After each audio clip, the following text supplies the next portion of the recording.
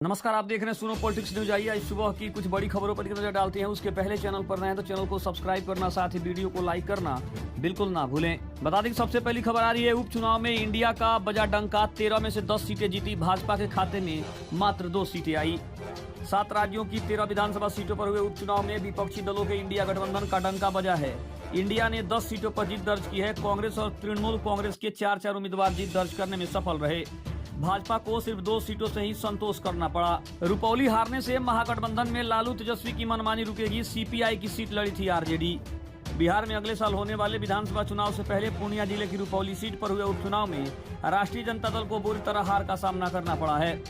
इस चुनाव में आरजेडी की प्रत्याशी रही बीमा भारती तीसरे नंबर पर रही। ऐसे में सवाल उठ रहे हैं कि रुपौली हारने के बाद आरजेडी सुप्रीमो लालू प्रसाद यादव और पूर्व डिप्टी सीएम तेजस्वी यादव क्या करेंगे। बीजेपी का भय और भ्रम का जाल टूट गया। उपचुनाव के नतीजों पर बोले राहुल गांधी। 7 राज्यों की 13 विधानसभा सीटों पर हुए उपचुनाव में इंडिया गठबंधन के उम्मीदवारों ने किला फतह कर लिया है। 13 सीटों में 10 सीटें इंडिया गठबंधन के घटक दलों के खाते में गई है। वहीं भाजपा के नेतृत्व वाली एनडीए सिर्फ 2 सीटों पर ही जीत दर्ज कर पाई है। आरजेडी के राजा युवराज ने बीमा भारती को बलि का बकरा बनाया। पप्पू यादव ने कांग्रेस और लालू यादव तेजस्वी यादव को चेता दिया। बिहार की रुपौली विधानसभा सीट पर राष्ट्रीय जनता दल को मिली करारी हार पर सियासी बयानबाजी का दौर शुरू हो गया है। पूर्णिया से सांसद पप्पू यादव ने आरजेडी सुप्रीमो लालू प्रसाद यादव और पूर्व डिप्टी सीएम तेजस्वी यादव पर निशाना साधा है। उन्होंने कहा है कि बीमा भारती को आरजेडी ने बलि का बकरा बना दिया। बीते 3 से 4 साल में पैदा हुई 8 करोड़ नई नौकरियां, बेरोजगारी को लेकर पीएम मोदी का विपक्ष को तगड़ा जवाब। प्रधानमंत्री नरेंद्र मोदी ने शनिवार को विपक्षी दलों पर जमकर निशाना साधा। उन्होंने कटाक्ष करते हुए कहा कि जो लोग फर्जी बातें फैला रहे हैं वे विकास, निवेश और रोजगार के दुश्मन हैं। पीएम मोदी ने कहा कि भारतीय रिजर्व बैंक की रिपोर्ट बताती है कि पिछले 3 से 4 वर्षों में देश में 8 करोड़ नई नौकरियां उपलब्ध हुई है। पशुपति पारस ने लोजपा दफ्तर खाली कराने पर पटना हाईकोर्ट में सुनवाई। नीतीश सरकार से मांगा जवाब। पूर्व केंद्रीय मंत्री पशुपति पारस की राष्ट्रीय लोक जनशक्ति पार्टी का दफ्तर खाली कराने के मामले में पटना हाई कोर्ट ने नीतीश सरकार से जवाब मांगा है।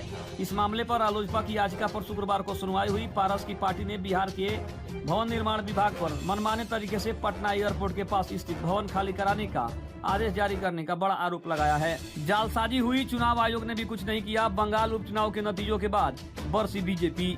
तृणमूल कांग्रेस ने शनिवार को पश्चिम बंगाल विधानसभा उपचुनाव में जबरदस्त जीत हासिल की है, जिसमें उसने भाजपा से रायगंज, बागदा और राणाघाट दक्षिण सीट छीन ली तथा मानिकतला में रिकॉर्ड अंतर से जीत हासिल की है। इस तरह तृणमूल कांग्रेस ने लोकसभा चुनाव में मिली जीत का सिलसिला यहां भी जारी रखा है। बाल बाल बचे डोनाल्ड ट्रंप। रैली में चली गोलियां। राष्ट्रपति चुनाव के लिए कर रहे थे प्रचार। पूर्व अमेरिकी राष्ट्रपति डोनाल्ड ट्रंप की शनिवार को पेंसिल्वेनिया में आयोजित एक रैली के दौरान गोली चलने की खबर सामने आ रही है। गोलियों की आवाज जैसे तेज आवाज सुनाई देने के बाद सीक्रेट सर्विस के एजेंटों के द्वारा उन्हें मंच से उतार दिया गया। जब सुरक्षा एजेंटों ने से घिरे ट्रंप को मंच से उतारा जा रहा था तो उनके दाहिने कान के आसपास खून देखा गया। हालांकि वह खतरे से बाहर बताए जा रहे हैं। शंकर सिंह भी हम लोगों से जुड़े उम्मीदवार थे। विजय सिन्हा के बयान का क्या मतलब निकालेगी जदयू।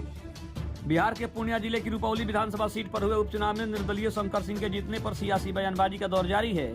भारतीय जनता पार्टी के वरिष्ठ नेताओं और डिप्टी सीएम विजय सिन्हा ने यहाँ तक कह दिया है कि शंकर सिंह भी हम लोगों से जुड़े हुए उम्मीदवार ही थे। इसके बाद राजनीतिक गलियारों में चर्चाओं का दौर शुरू हो गया है। अन्नदाताओं को सौगात देने की तैयारी में मोदी सरकार। बजट में बढ़ सकती है पीएम किसान सम्मान की राशि।